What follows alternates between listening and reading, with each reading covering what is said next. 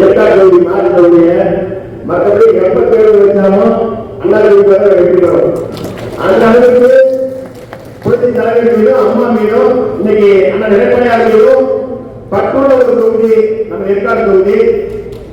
நான் நிறைய பேச வேண்டியதில்லை. நம்ம சதீஷ் அவர்கள் பேசும்போது சொன்னார், தேர்தலுக்கு என்னன்னா அண்ணன் எடப்பாடியார் அறிவிச்சிருக்காங்க பட்டியல் கொடுத்து சொன்னாரு.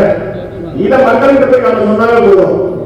இன்னைக்கு 2026 தேர்தலுடைய கதாநாயகனே நம்ம எடப்பாடியார் அறிவித்த தேர்தல் தான். 290 நம்மளால நிறைவேற்றி கொடுக்க முடியும். ஆனா திமுக இதை பார்த்து தேர்தலில் கூட போடுவாங்க. ஏற்கனவே 500 சில தேர்தலில் கொடுத்தா 5-10 கூட செய்யல. அவங்களும் தேர்தலில் கொடுக்கலாம்.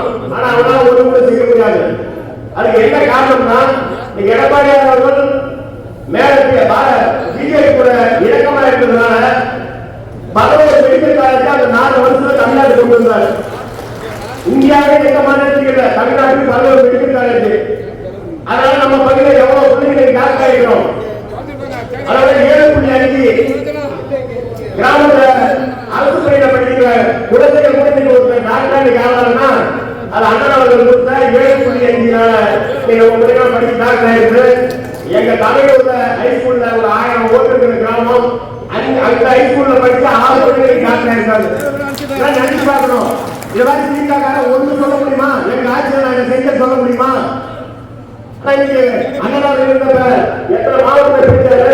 சேலத்துக்கு சென்னை விட அதிகமாக கேட்பாங்க. எப்படி எந்த பக்கம் எப்படி இருக்காரு? அதோட பெருமை என்னன்னா தமிழ்நாடு 38 மாவட்டம் இருக்குது. 38 மாவட்டத்துக்கு இல்லாத ஒரு பெருமை நமக்கு இருக்குது. என்னன்னா எங்க சேலம் மாவட்டத்தை எங்க எடப்பாடியார் உலகத்தினார். அதனால எவ்வளவு தெரியுமா? ஒரு கவுன்சில் நம்ம 4 பஞ்சாயத்துல போட்டாலும் நம்ம ஊர்ல கவுன்சில் போறோம்.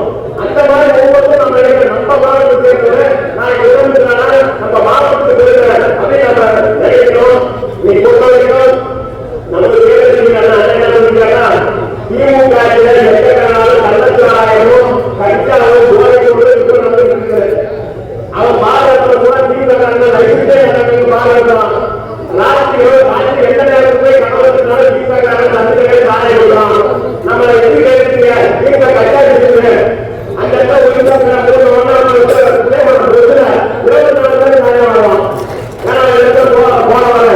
அந்த மாதிரி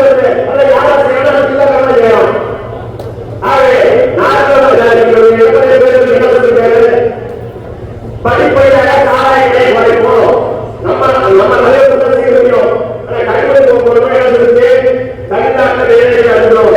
அது சாராயம் சாராயத்தை சாராயத்தை விளைவு அதிகமாக கண்டுபிடிச்சு போது அதை சாராயம் உற்பத்தி பண்ண விவசாயம் போல யாராவது காட்சிக்கலாம்.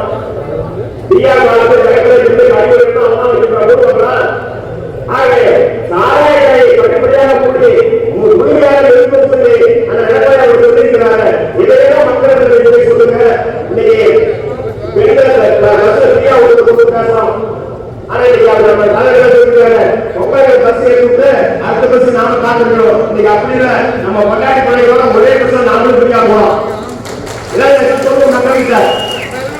ஆகவே இது வரைக்கும் நம்ம தலைவர் எடப்பாடியார் என்னென்ன செஞ்சாருங்கிற மக்களுக்கு சொல்லுங்க. இதுக்கு மேல என்ன செய்ய முடியுங்கிறது சொல்லுங்க. ஆனா திமுக வந்தா எந்த திட்டமும் செய்ய முடியாது. அது என்ன காரணம்னா மேல பிஜேபி இருக்குது. பிஜேபிக்கு எந்த அளவுக்கு இவங்க ஒத்து போறதில்லை.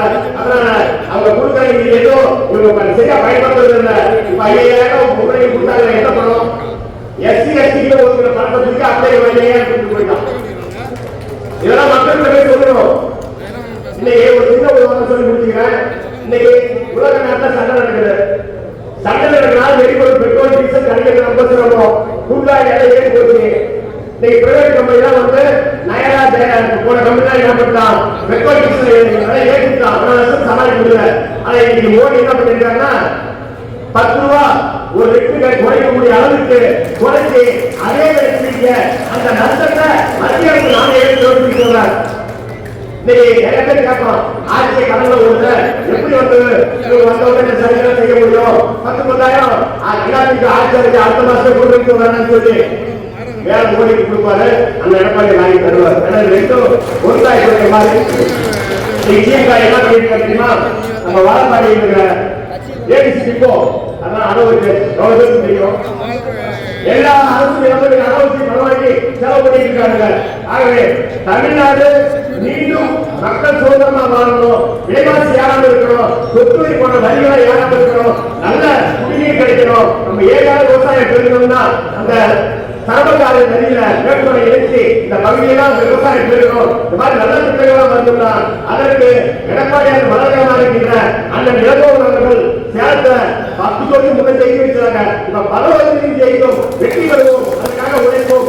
நம்ம பொறுத்த வரைக்கும் நம்ம உசாரணை மட்டும் வேட்பாளர் கிடையாது, நம்ம ஒவ்வொருத்தரும் வேட்பாளர்.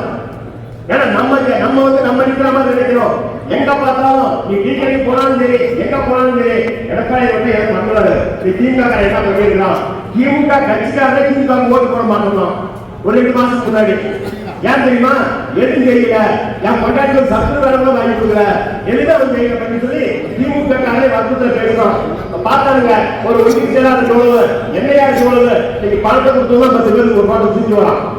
நீங்க திமுக கூட்டணி கட்சி ஒற்றுமை வேலை செய்யறானா? நீங்க பாண்டிச்சேரி எடுத்துக்க, திமுக எடுத்து காங்கிரஸ் போறான், காங்கிரஸ் விரோதத்தை போறான், அவன் கட்சிக்காரே எல்லாம் மாத்தி நிக்கிறான்.